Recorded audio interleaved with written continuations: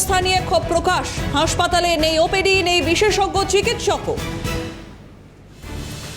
Phone লাইনে রয়েছেন প্রতিনিধি খালেদ জামাল। খালেদ, হাসপাতালে পৌঁছান স্বাস্থ্যমন্ত্রী ইন্দিরা মাতৃ ও শিশু কল্যাণ হাসপাতালে, সেখানে একেবারে চরম ক্ষোভ প্রকাশ করলেন তিনি। কি অব্যবস্থা চোখে পড়েছে সেখানে? একেবারে দেখো, ভয়াবহ পরিস্থিতি রয়েছে। যারা সিকিউরিটি গার্ড তারা কিন্তু ওষুধ দিচ্ছেন। সবচেয়ে ভয়ঙ্কর যে অভিযোগ তিনি যেটা তুললেন সেটা হচ্ছে যে এখানে একজন সিকিউরিটি গার্ড, আমরা জানি যে বেশিরভাগ সাইকিয়াট্রিক পেশেন্টদের কিন্তু ওষুধ দেওয়া হয়, সেই ওষুধটা কিন্তু দিচ্ছেন সিকিউরিটি গার্ড। শুধু তাই নয়, মাতৃ বলে নাম থাকলেও কিন্তু মাতৃরা নেই এখানে, এবং শিশুও নেই। অর্থাৎ যে অব্যবস্থা রয়েছে সেখানে কিন্তু ল্যাব রয়েছে, নামের ল্যাব রয়েছে, কিন্তু ল্যাবে কোনো টেকনিশিয়ান নেই, এবং যে বিশেষজ্ঞ চিকিৎসকদের থাকার কথা তারাও নেই।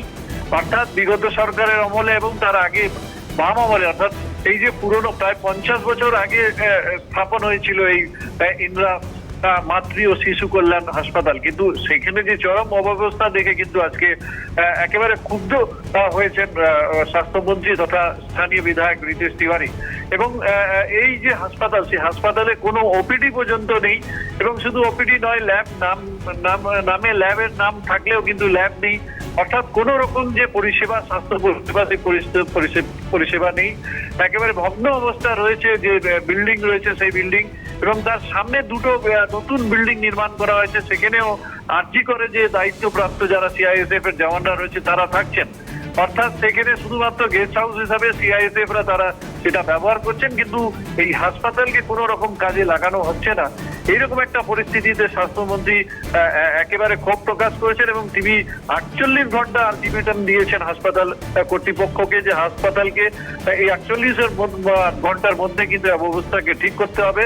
শুধু তাই নয়, আগামী দিনে যাতে প্রসূতি মহিলাদের জন্য ওপিডি তৈরি করা হয়, যে প্রস্তাব স্থানীয় বিধায়ক রিতেশ তিওয়ারি দিয়েছেন সেটা তিনি গ্রহণ করেছেন, এবং তিনি বলেছেন যে খুব শীঘ্রই এই হাসপাতালে প্রসূতি মহিলাদের জন্য ওপিডি তৈরি করা হবে, এবং তার পাশাপাশি ল্যাব টেকনিশিয়ান থেকে নিয়ে চিকিৎসকদের কিন্তু নিয়োগ করা হবে, এবং যত দ্রুত সম্ভব হাসপাতালে যে অব্যবস্থা সেটা কিন্তু ঠিক করা হবে বলে আশ্বাস দিয়েছেন রাজ্যের স্বাস্থ্যমন্ত্রী। বেশ, ধন্যবাদ খালেদ। ফোন লাইনে ছিলেন প্রতিনিধি খালেদ জামাল। কি অভিযোগ তুলছেন স্বাস্থ্যমন্ত্রী শারদ মুখোপাধ্যায়, শুনব। 2009-এর পরে সুপারিনটেন্ডেন্টের নামের লিস্টও লেখা হয়নি, মানে 9, 10, 11 9-এর থেকে সিপিএম প্রায় বিচ্ছিন্ন হয়ে গেছিল প্রশাসন থেকে। কি করব নিজেই ভাবতে পারতো না। জাহাজ ছিল কিন্তু গতি ছিল কি ছিল না জানি না, দিক ছিল না। আর 2011-তে তো দিক পরিবর্তন হয়ে গেল, দুর্নীতির দিকে জাহাজ ছুটতে আরম্ভ করলো। একের পর এক সরকারি পরিকাঠামো শেষ হচ্ছে, আপনার সামনে দেখুন। খালি কলকাতা শহরের প্রাইম এরিয়া, আমি বলবো উত্তর কলকাতার একটা পশ এরিয়া হচ্ছে টালা। রিতেশদা ঠিক তো? পশ এরিয়া। এই টালার এরিয়াটা খালি দেখুন, এখানে যে কেউ বাড়ি বানালে আনন্দে থাকতে পারবে, এত ভালো পরিবেশ প্রায় নেই। তার মধ্যে আমাদের ইন্দিরা মাতৃ সদন এবং ইন্দিরা শিশু সদন, নামগুলো দেখুন, না মাতৃ আছে না শিশু আছে। সদনের এই হাল, এই যে সামনে সদন দেখতে পাচ্ছেন, আর ইন্দিরা গান্ধীর নামে এই অবস্থা। মানে যে আমাদের প্রাক্তন প্রধানমন্ত্রী, তার নামে একটি হাসপাতাল, তার হাসপাতালটা বিহাল করে রাখা মানে তাকে অপমান করা। আমাদের দেশের প্রধানমন্ত্রীদের আমরা অপমান করি না, সে যে পার্টিরই হোক না কেন।